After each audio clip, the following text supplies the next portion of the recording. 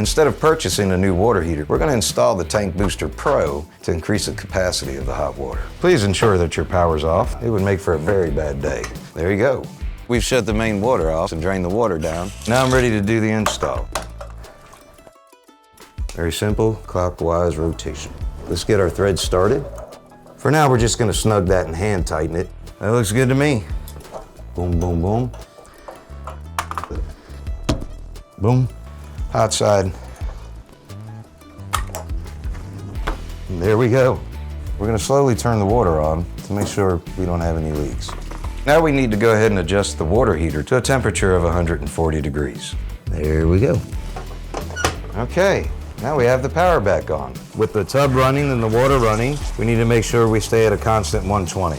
All right, now we've finished the Tank Booster Pro installation with some flexible water lines. It's time to pack up and move on to the next job.